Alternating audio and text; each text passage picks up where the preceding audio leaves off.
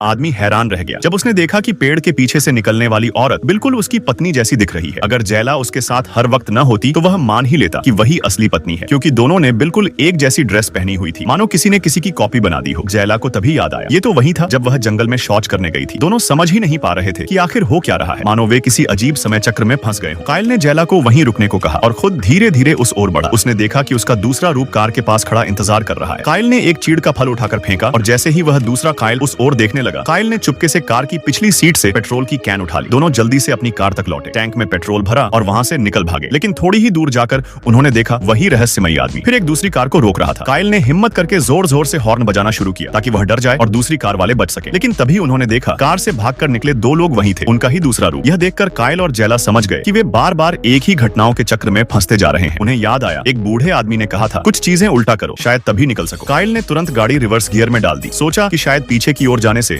वे इस चक्र से बाहर निकल सके। थोड़ी ही देर में उन्हें एक सीमा रेखा का बोर्ड दिखा। खुशी के मारे दोनों गले लग गए। लेकिन तभी जैला ने जब कार के डिक्की से सामान निकालना चाहा तो उसकी नजर अजीब चीजों पर पड़ी। उनका टेंट बिल्कुल वैसा ही था जैसा उस रहस्यमयी आदमी ने पहन रखा था और डिब्बे में पड़ी हुई वही चाकू थी जो उस आदमी के हाथ में थी। जैला को अचानक एहसास हुआ, क्या वह रहस्यमयी आदमी उसका पति कायल ही है? यह सोचकर उसका पूरा शरीर ठंडा पड़ गया, आंखों से आंसू बह निकले। डरी सहमी जैला ने वही चाकू उठाया और कायल को कार से बाहर जाने के लिए मजबूर कर दिया। कायल डर के मारे कुछ समझ नहीं पाया, लेकिन पत्नी की